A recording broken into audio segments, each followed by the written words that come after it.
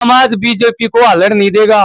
Police में मारे बालक लागे, सेक्रेटरी मारे बालक लागे, डी ग्रुप में मारे बालक आज नौकरी पढ़ तपाली तो को लाग गया कोने हम तो रोज लाडू खाते हैं नुयरे बुला उड्डा सरकार रावण भाई साहब मैं थरा भाई राजा लाता तो बोंद कलाम है और भाई बोंद कलाम है भाई सैकड़ों की संख्या में ग्रामीण इकट्ठे हो गए हैं।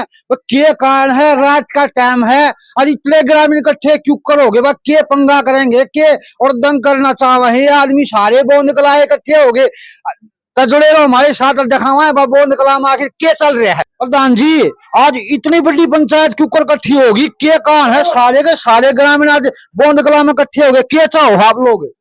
मैं सरपंच जयपाल सिंह डीएससी समाज बोंद कला से। जो हमारा डीएससी समाज का वर्गीकरण किया हरियाणा सरकार ने, उससे हम बहुत खुश हैं।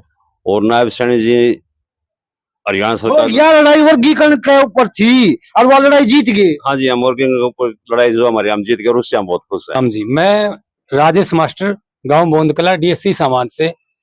जब से 1 अगस्त को सुप्रीम कोर्ट का आदेश आया कि कोटे में कोटा वर्गीकरण संभव हो अगर राज्य सरकार चाहे, ये वर्गीकरण तक खुश क्यों हो गए बता दे भाई साहब? खुशी होंगे। तो पहले हमने कुछ मिले, सैनी साहब ने ये कह दिया कोर्ट का आदेश आते ही कि अगर बीजेपी सरकार आ गई तो हम आपका हक दिला देंगे। यह बात सुनते हमारे पूरे समाज में एक ऐसी लहर चल गई कि अब की बार बीजेपी को पूर्ण बहुमत से जिताएंगे और हमारा डीएससी समाज का एक एक वोट बीजेपी पार्टी को जाएगा। इसके लिए 22 तारीख को हम जींद में इकट्ठे हुए और डीएससी समाज का फैसला आया कि एक एक वोट पूरे हरियाणा में 90 के 90 हलकों में एक साथ वोट डालेंगे। और हमने डाला और हमारी सबसे बड़ी खुशी की बात यह हुई कि हमने विधायक जिताए, पूर्ण बहुमत से सरकार आई और सैनी साहब ने जैसे ही शपथ ली उससे अगले ही दिन डीएससी समाज का हक दे दिया, वर्गीकरण कर दिया। इससे हम बहुत खुश हैं और हमारी दिवाली अब की बार ऐसी मनी है जो 18 साल से कभी नहीं हुई। आप देखते होंगे हर दिन हमारा त्योहार की तरह हर दिन दिवाली है, ऐसे ही हम सब इकट्ठे होते हैं, हर दिन मिठाई खाते हैं और औरों को खिलाते हैं, सरपंच साहब को खिलाते हैं, क्योंकि हमारा जो ये वर्गीकरण हुआ है इससे पूरा समाज खुश है, बीजेपी पार्टी से खुश है। हम हमेशा बीजेपी पार्टी को सपोर्ट करेंगे और बीजेपी पार्टी को ही वोट। तो जो कांग्रेस ने एक अलग अलग थे जो ए और बी, वो एक कर दिए थे और ये हमारा संघर्ष 18 साल से चला रहा था। लेकिन जब से नायब सिंह सैनी ने ये ऐलान कराया था और मोदी साहब ने भी कहा था भाई जिनको कोई नहीं पूछता उनको मैं पूछता हूँ, और नायब सिंह सैनी ने भी ये कर दिया था कि मैं भाई जो अनुचित वर्ग के लोग हैं उनके साथ हूँ। ये ऐलान हमने 22 तारीख को जींद में कर दिया था कि अब की बार पूरा डीएससी समाज ठीक है सारा एक तरफा जाओगा और उसका रिजल्ट हमने करके दिखाया। सरकार हमने नहीं दी वो 2-3 जातिया की वहां सरकार भाई 2.5 जात तो सरकार आओ को ना भाई, हाँ तुम तो आओ को ना नुयरे बुला उड्डा सरकार अगर कांग्रेस सरकार का नाम तो लिया है को ना तो एक जात की हो गया सरकार। तो हमारा तो डीएससी लागू होना था हमारा खुशी की ऐसी लहर से हम तो रोज लाडू खाते हैं, लाडू बांटते हैं सारा पूरा समाज, सारे लाडू खावे हैं।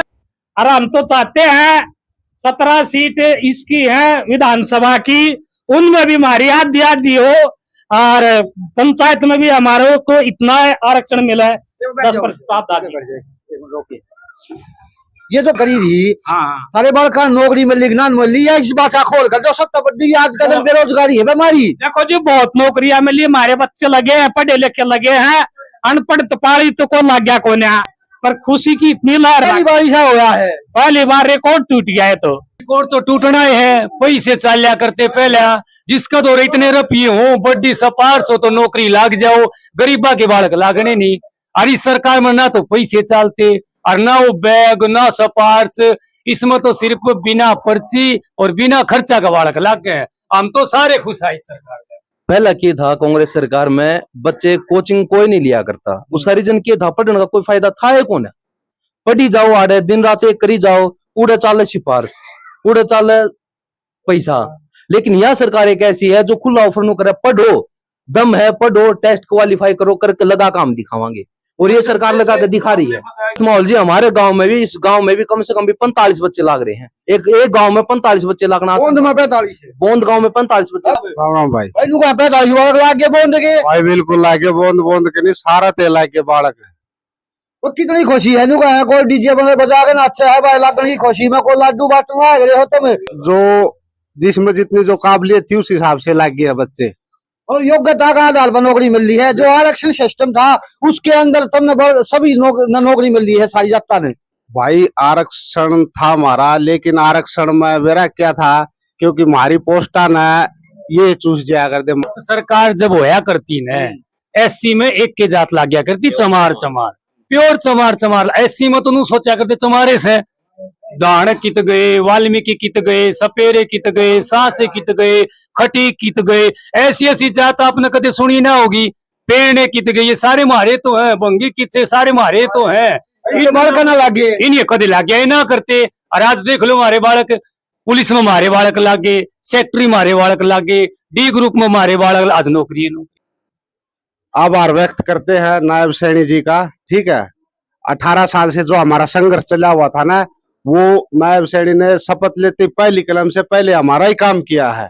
ठीक है, और बच्चों की नौकरियों की बौछार कर दी।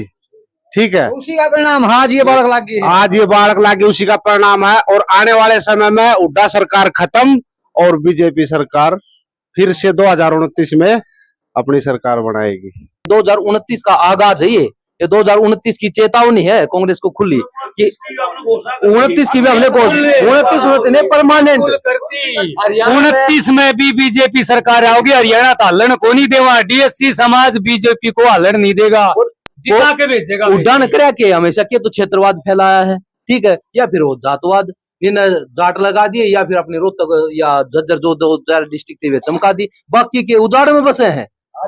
अगर आप रोहतक की सीमा खत्म होती है, भिवानी की सीमा जब शुरू हो ना, बाइक है तो बाइक उबड़ खाबड़ 2 दिन में सर्विस मांग लिया कर दी, सब कुछ हाल जाया करता, गाड़ी थी वे हाल जाया कर दी, धरण दिख जाया करती लोगों की, यो हाल था। और आज देखो आप 4 लाइन है रोहतक से लेकर भिवानी तक। आप भिवानी से चले जाओ दादरी तक 4 लाइन है। पहले कहाँ थी ये सब?